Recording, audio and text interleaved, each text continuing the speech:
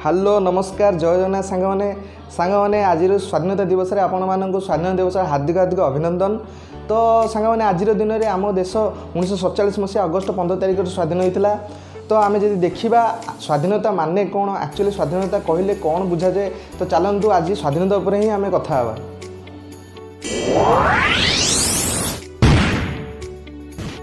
सांग मैंने आम निज गोटे प्रश्न पचारा, कौन आम प्रकृति स्वाधीन अच्छु एबे? आम देश प्रकृति कौन स्वाधीन अच्छी? तो प्रश्न पचारे गले आम देखा जे दुई प्रकार स्वाधीन होता है, गोटे है बाह्य स्वाधीन, गोटे है अंतर स्वाधीन। बाह्य स्वाधीन कौन ना आम देश राज्य एवं जिलार स्वाधीन। आम देश एक्चुअली स्वाधीन हो सारी, किंतु आम प्रकृति भितर देश भितर कौन स्वाधीनता आम फ्रीडम महसूस करुचे? आम देश सीना कबलू इंग्रेज मान कबलू स्वाधीन हो जाए, कौन प्रकार इंग्रेज मैंने आम देश स्वाधीन करूना। आम देश गणतंत्र शासन में चलुच्छी, किंतु आम प्रकृति कौन गणतंत्र को फॉलो करुचे? आम प्रकृति कौन आम देश में करप्शन किसी ना? तो ये करप्शन अच्छी आम देश में किसी ना कि प्रोब्लेम थी आम एवं स्वाधीन महसूस करें आम देश।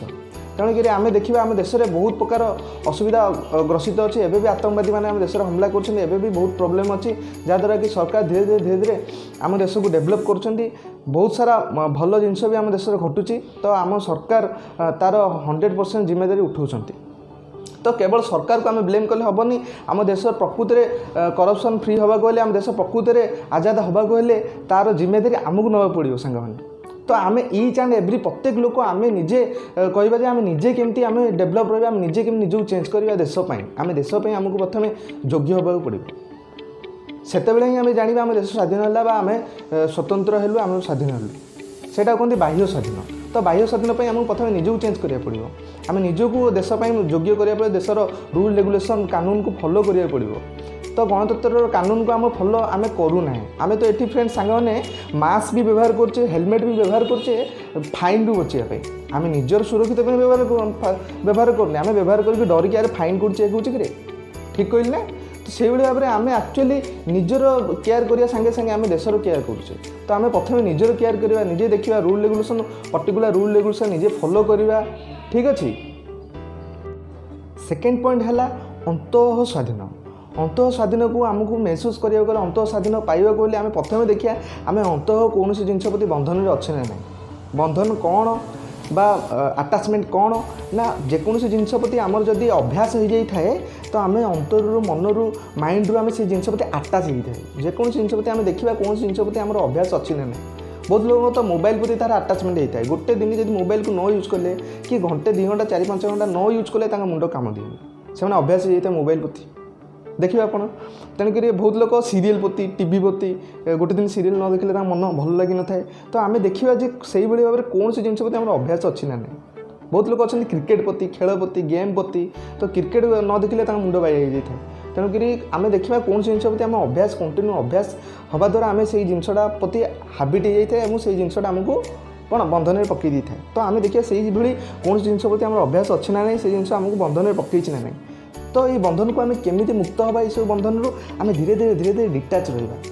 टिके मोबाइल जब 5 घंटा यूज करें तादू कमे कम घंटे 2 घंटा दिन को पर डे यूज करवा, जहाँद्वारा कि आम तादू मुक्ति पाइबा।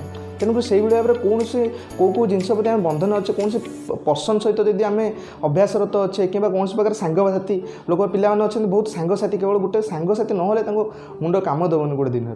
तेणुक सांगसाथी निशा अभ्यास बहुत लोग अच्छा निशा न कहले मुंड काम दे जेकोसी निशा छोट हो बड़ हो निशा तो निशा होता है। तो तेणुक बहुत लोग अच्छा निशार अभ्यास ग्रसित हो जाते जहाँद्वारा कि आडिक्शन हो जाता है, से मनर अंत बंधन में बांधि जाता। तो आम देखा कौन कौ बंधन में आम बांधि जाइए, तो से बंधन को आम धीरे धीरे डिटाच हवा ताठू कमे कमे कमे कमे डिक्रिज करके निजको ता सहित डिटाच हवा आटाचमेंट को कमेवा, बंधन को कमेवा द्वारा आम भीतर फ्रीडम को महसूस करवा आप जानीपारे।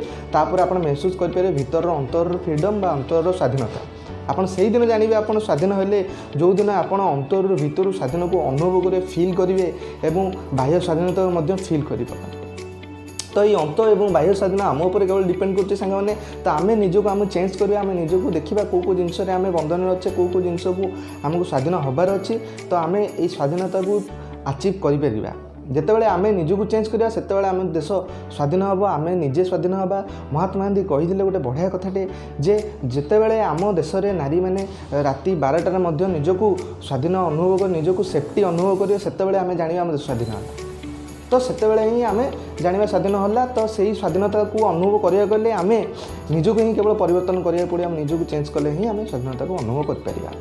ତେଣୁ ସାଙ୍ଗମାନେ ଆଶା କରୁଛି ଏ ଭିଡ଼ିଓରେ ଆମେ ଜାଣିପାରିଥିବା କିଛିଟା ପଏଣ୍ଟସ୍, ତ ଆପଣ କ୍ଲାରିଟି କିଛିଟା ମୁଁ ଦେଇପାରିଥିବି ଆଶା କରୁଛି। ତ ଦେଖା ହେବା ନେକ୍ସଟ ଭିଡ଼ିଓରେ। ଯଦି ଭିଡ଼ିଓଟି ଭଲ ଲାଗିଛି, ଯଦି ସାଙ୍ଗମାନଙ୍କୁ ଆପଣ ଚାହୁଁଛନ୍ତି ଆପଣ ସାଙ୍ଗମାନେ ବି ସ୍ୱାଧୀନତା ଫ୍ରିଡ଼ମ୍କୁ ମେହସୁସ କରନ୍ତୁ, ଅନୁଭବ କରନ୍ତୁ, ତେଣୁ ସାଙ୍ଗମାନଙ୍କୁ এই ଭିଡ଼ିଓଟି ସେୟାର କରିଦିଅନ୍ତୁ, ଲାଇକ୍ କରିଦିଅନ୍ତୁ। ଦେଖା ହେବା ନେକ୍ସଟ ଭିଡ଼ିଓରେ। ମୋ ଚ୍ୟାନେଲଟିକୁ ସବସ୍କ୍ରାଇବ୍ କରିଦିଅନ୍ତୁ। ରହିଲି ଫ୍ରେଣ୍ଡସ୍, ନମସ୍କାର, ଜୟ ଜଗନ୍ନାଥ।